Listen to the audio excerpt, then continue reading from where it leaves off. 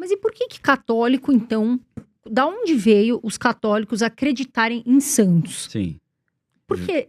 Vem quando o cristianismo, que era perseguido pelo Império Romano, passa a ser aceito pelo Império Romano. Aí a história... o que acontece? A gente tem o início do Império Romano lá com Júlio César, aí depois você tem o Otávio César, aí você vai tendo os Césares, né, que são os imperadores romanos. Só que chegou um momento que você tinha 4 imperadores ao mesmo tempo, né? Ou, na verdade, 2 imperadores e 2 Césares, que eles chamavam de tetrarquia. O Império Romano era dominado por 4 pessoas. E aí, um dos imperadores chamava Constâncio Cloro. E esse Constâncio Cloro, ele tinha uma ideia de restaurar o Império Romano para um único imperador.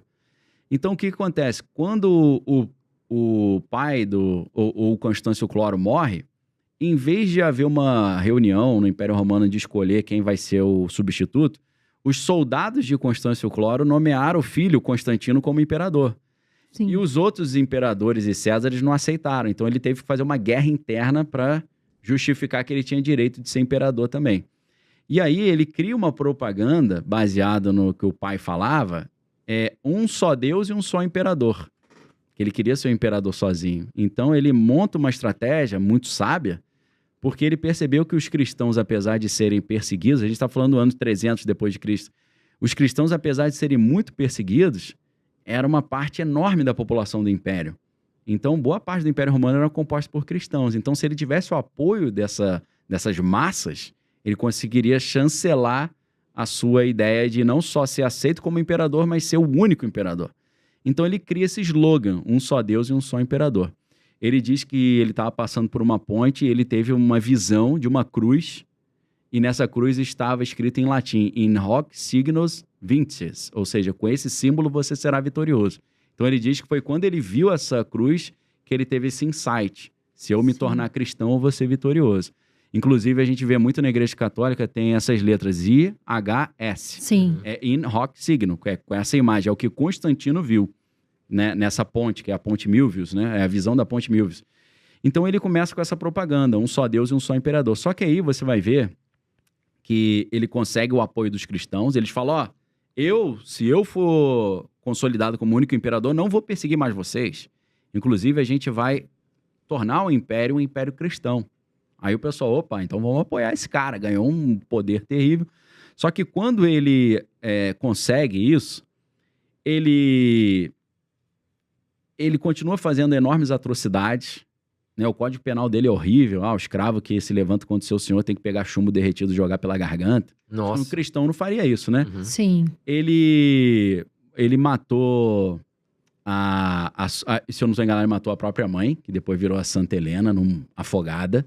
Ou a própria esposa, se eu não estou enganado. A mãe era Helena, mas ele matou a própria esposa por causa de uma conspiração da mãe. A mãe, essa mulher tá te traindo aí. Ele foi lá, afogou a esposa.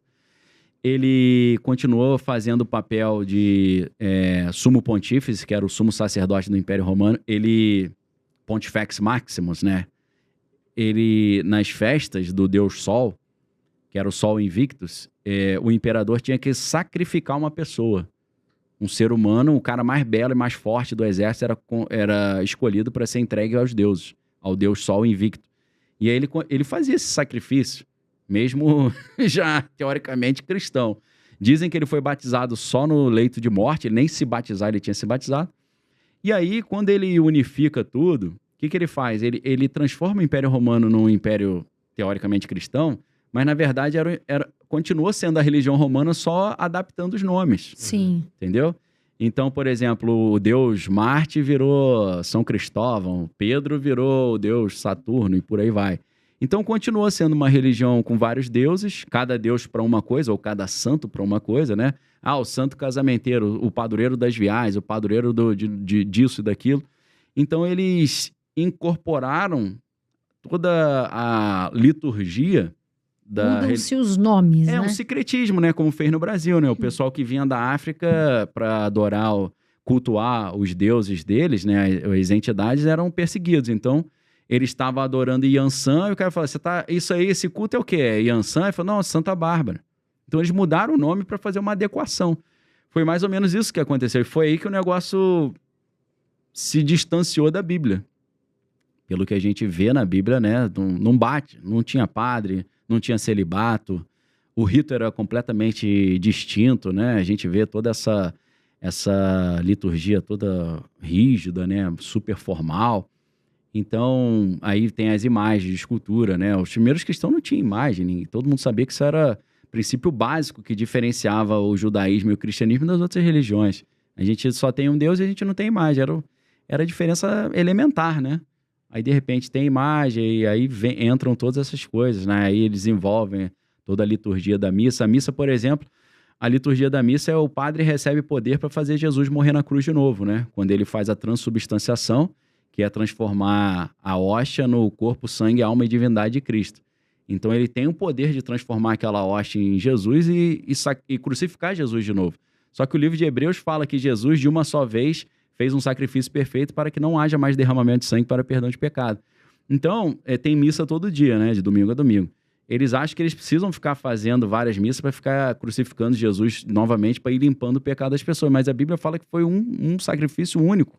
Perfeito, não precisa ficar sacrificando novamente, entendeu? Então é aí que o negócio se distancia. Eu não fico olhando assim, o padre fez maldade com criancinha. Eu falo, tem pastor que faz também. Isso pra mim não traz nenhuma... ser humano. Não vai ser a característica de uma religião ou outra. Eu fico pensando, tá na Bíblia o que está sendo feito ou não?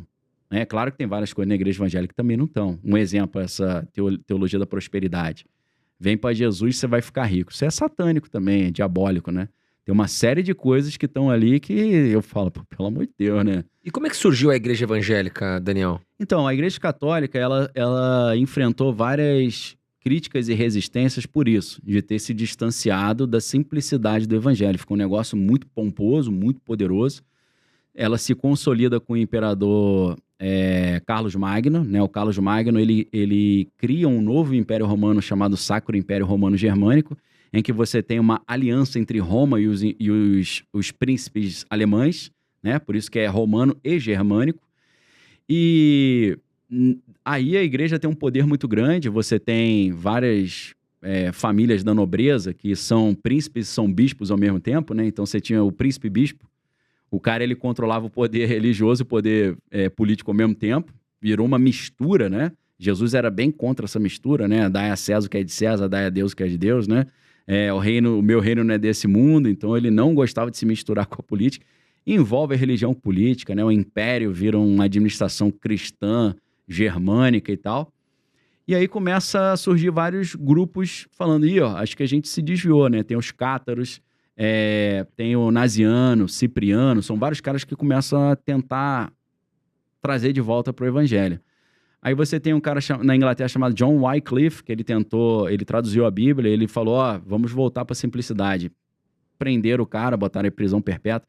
Depois, hoje na República Tcheca, né, era na Boêmia, a antiga Boêmia, um cara chamado John Hus, ele também tentou, vamos voltar.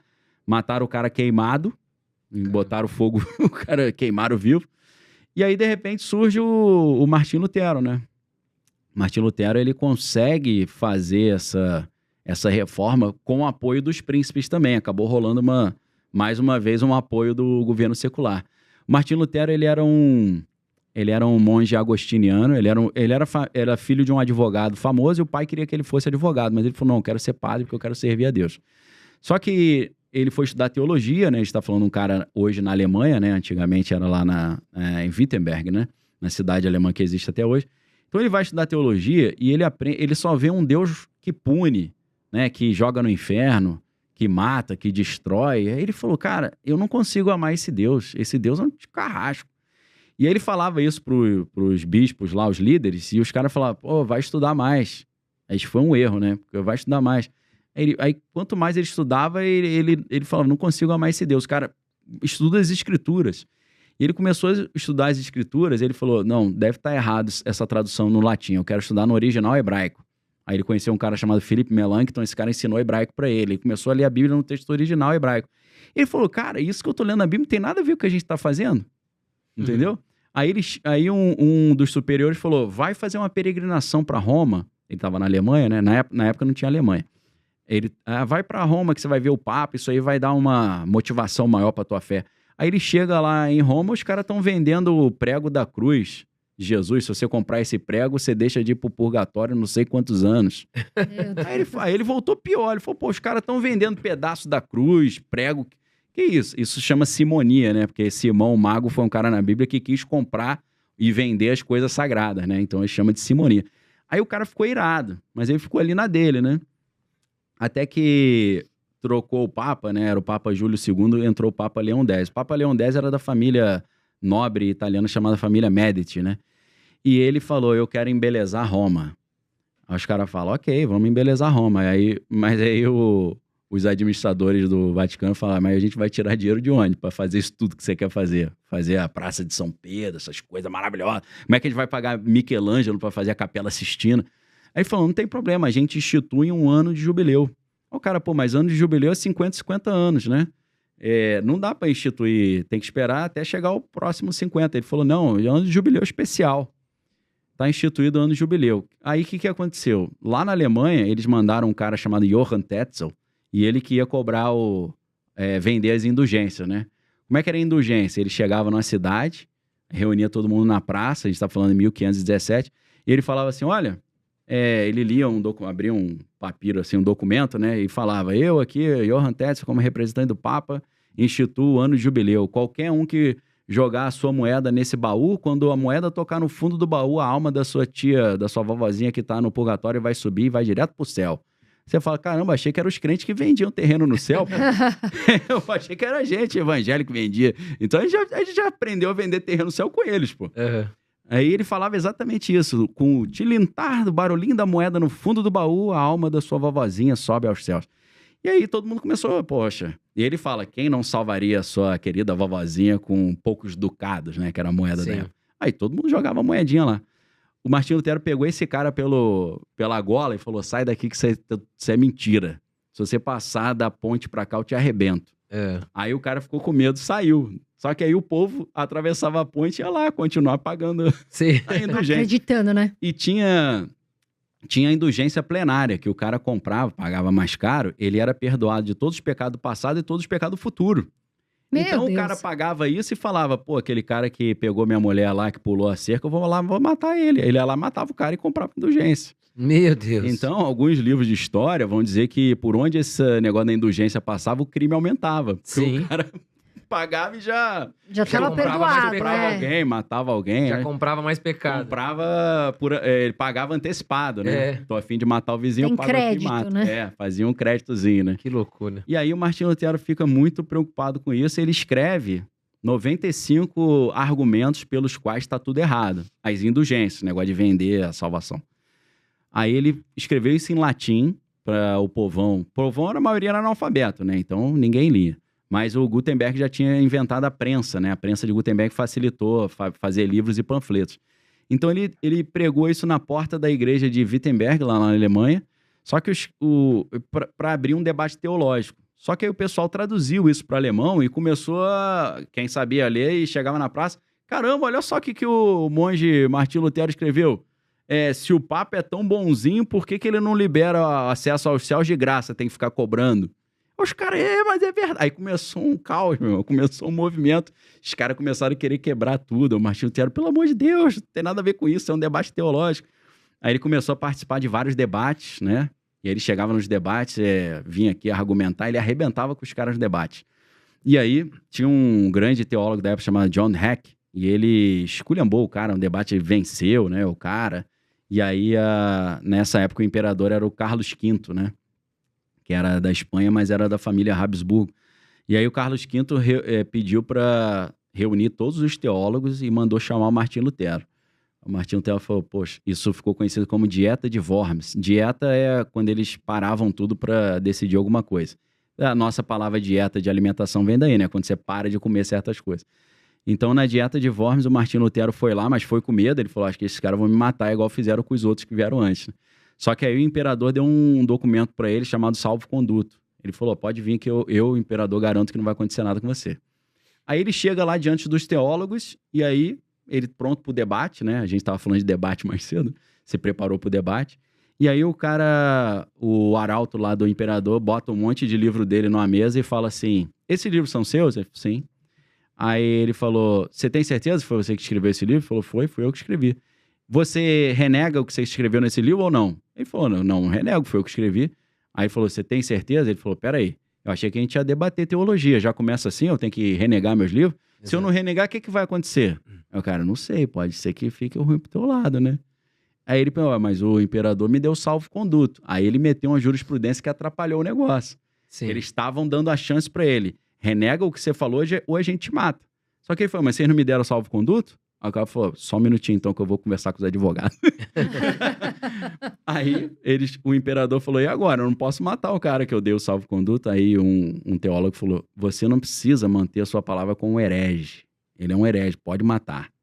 Aí o que aconteceu? Sequestraram Martim Lutero, ele achou que ele ia morrer, mas foram os príncipes alemães que sequestraram ele, porque os príncipes estavam achando maneira a briga. Que eles pensaram, se a gente romper com Roma, a gente não vai precisar mais pagar imposto para Roma. Oh, que louco. Entendeu? Olha da onde lógica. vem o negócio. Cada um pensando na Bíblia e o outro pensando na grana. Sim. Aí eles falaram, não, a gente vai te apoiar nessa revolução aí. Aí o negócio vira uma espécie de revolução. O Duque Frederico II da Prússia foi esse príncipe que escondeu Martim Lutero no castelo dele. Martim Lutero sumiu, todo mundo achou que ele tinha morrido, né? E aí, quando ele ficou escondido, ele traduziu a Bíblia para o alemão. Então, esse foi um dos maiores avanços culturais da história, porque as Bíblias nos países não tinha na língua local, só tinha em latim. Então, o povão era analfabeto e mesmo alfabetizado não ia conseguir ler porque estava em latim. Então, ele cria a Bíblia em alemão. As decisões de gramática que ele fez viraram a gramática oficial da língua alemã. A gramática oficial da língua alemã é baseada na Bíblia de Lutero. Ele que escolheu as regras da gramática. Então, assim, foi um avanço cultural enorme. Eles começaram a alfabetizar as crianças para poder ler a Bíblia, né, com essa ideia. Então, assim, os países começam, a educação avança muito, né? Surge essa ideia de uma democracia, de uma república. Mas é claro que em cima dessa revolução que Martim Lutero está fazendo, e aí ele cria a igreja evangélica, surge aí. Ele com a igreja luterana. Depois surgem os anabatistas, Anabatista vira batista, e surge na Suíça tem um cara chamado Zwinglio, que aí ele vai criar a igreja presbiteriana. Então as igrejas evangélicas vão surgindo assim. Só que é óbvio que nessa de, vamos contestar o poder de Roma, daqui a pouco eles estão falando, vamos contestar o poder de Deus e vamos contestar a existência de Deus e vamos criar também o marxismo, né? Então essa revolução de Martim Lutero, ela acaba inspirando um pouco os outros movimentos revolucionários. Sim. É claro que Martim Lutero não tinha essa visão de vamos matar todo mundo igual Marx falava, né? Tem gente que acha que ele não fala isso, mas o Manifesto do Partido Comunista, no penúltimo parágrafo, ele fala assim, nós comunistas não temos o desejo de esconder nossas reais intenções que só podem ser atingidas por meio da derrubada violenta da ordem social vigente. Nós não temos nada a perder senão os grilhões que nos prendem, proletários do mundo todo univos. Então ele está falando que vai derrubar violentamente a ordem vigente.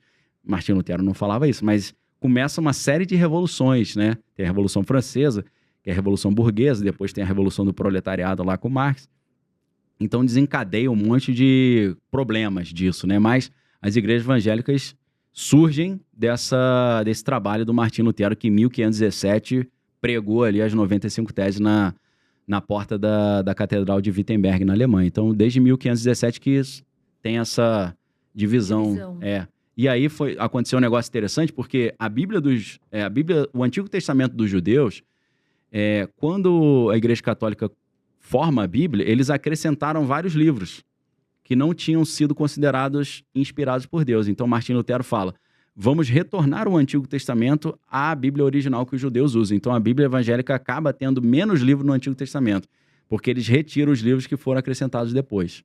Caramba, Daniel, ó, que história, hein, pessoal? Já mereceu aí, ó, o botãozinho de curtir. Né? O homem aqui é uma enciclopédia.